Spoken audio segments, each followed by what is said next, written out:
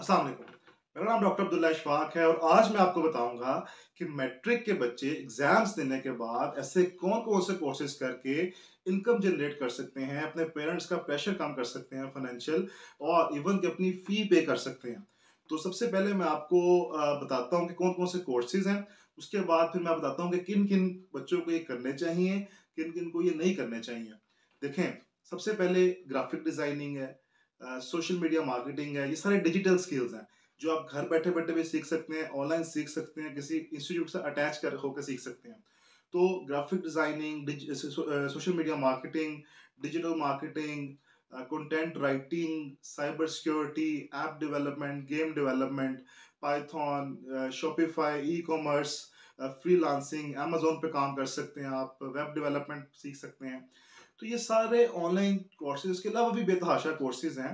ये जो मेन मैंने आपको कोर्सेज बताए हैं, ये 3-3 महीनों में कुछ काम आप सीख सकते हैं जिससे आप कुछ काफ़ी हद तक इनकम जनरेट कर सकते हैं अपनी।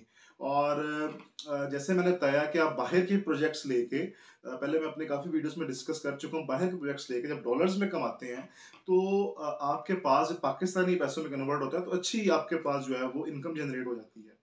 तो अब ये कोर्सेज क्यों ज़रूरी है, किन किन को करने चाहिए? देखें, अक्सर अभी मैंने कुछ लोगों के जो इनके काफ़ी काफ़ी फॉलोअर्स हैं, उनको मैंने सुना, वो कह रहे हैं कि जी सिर्फ आप ये कोर्सेज कर लें, पढ़ाई छोड़ दें।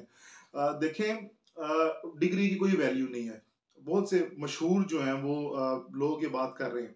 देखिए, नो डाउट जब से आईटी आई है, आईटी रेवोल्यूशनाइज हुई है, इस चीज़ में बहुत इनकम भी है, बहुत से लोगों ने कमाया भी है, छोटी एज में भी लोग कमा रहे हैं, अच्छा कमा रहे हैं, अपने आप को सेट कर लिया लोगों ने। नो डाउट, इसमें कोई शक नहीं है।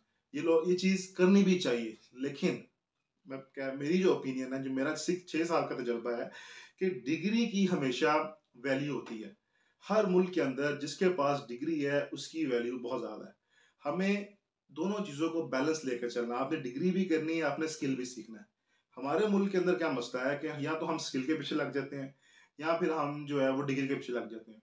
अगर हम इन दोनों चीज़ों को from the start of our education, एक करियर के साथ साथ लेके चलेंगे, तो आप जल्दी, बहुत जल्दी जब डिग्री कर लेंगे, आप अच्छा खासा सेट हो सकते हैं। तो आपने सिर्फ स्किल के ऊपर फोकस नहीं करना, या सिर्फ डिग्री के ऊपर फोकस नहीं करना, दोनों चीज़ों को साइड बाय साइड बैलेंस लेके चलना है। तो जो 3 महीने का ऑफ आता है, छुट्टियां आती हैं मैट्रिक एग्जाम्स के बाद, तो ये कुछ कोर्सेज हैं जो आप सीख सकते हैं और इनकम जनरेट कर सकते हैं।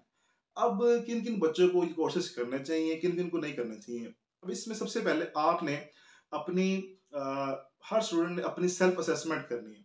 अब सेल्फ असेसमेंट में क्या क्या चीजें आएंगी? सबसे पहले देखना है कि उसका स्टडी बैकग्राउंड क्या है, उसके 9th क्लास के मार्क्स कितने हैं। उसके बाद आपने देखना कि आपका इंटरेस्ट क्या है, आपने आगे किस फील्ड में जाना है। फिर आपने देखना कि आपका फाइनेंशियल स्टेटस क्या है, आपको पैसों की जरूरत है या नहीं है। तो मैं स्टार्ट करता हूँ, फॉर एग्जाम्पल मैं एग्जाम्पल से समझाता हूँ आपको कि एक बच्चा है जिसने डॉक्टर बनना है। उसको बहुत शौक है कि उसने डॉक्टर ही बनना है, और उसके पास फाइनेंशियली वो ठीक है, और उसके मार्क्स मैट्रिक में बहुत अच्छे थे, इवन कि वो मेडिकल कॉलेज में जा सकता है।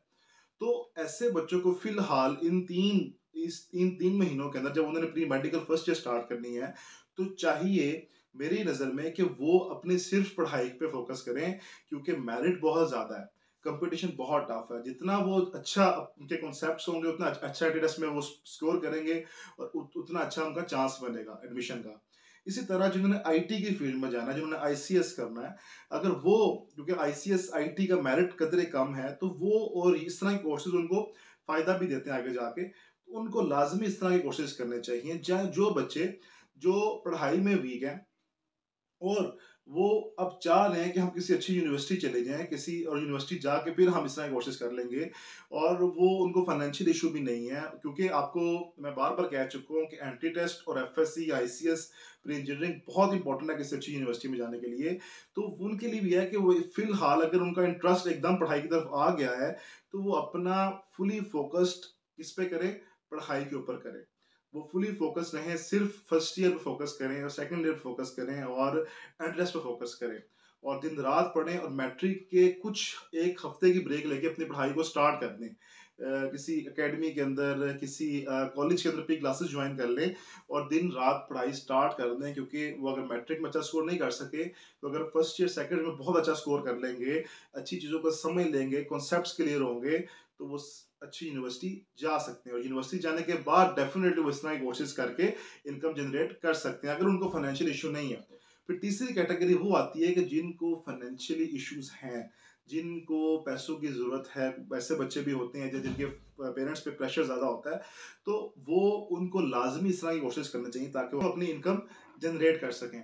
तो मैंने आपको फिर बताया कि अब कुछ मैं बड़ी-बड़ी मशहूर लोगों से सुना जो कि यूट्यूब पे भी हैं, सोशल मीडिया पे भी हैं, वो कहते हैं कि जी डिग्री की वैल्यू नहीं है, या फिर आपको सिर्फ इन कोर्सेज को कर लेना चाहिए, या फिर आईटी के जो कोर्सेज नए आए हुए हैं, जैसे मैंने आपको जिनका नाम लिया, देखिए नो डाउट आईटी इस टाइम बहुत बूम पे है, इन कोर्सेज का बहुत फ़ायदा भी है, अब बहुत लोग अच्छा छोटी एज में इनकम भी जनरेट कर रहे हैं। लेकिन मैं आपको अपने एक्सपीरियंस से, या जो मेरा इसमें ओपिनियन वो यही है कि डिग्री की हमेशा वैल्यू होती है।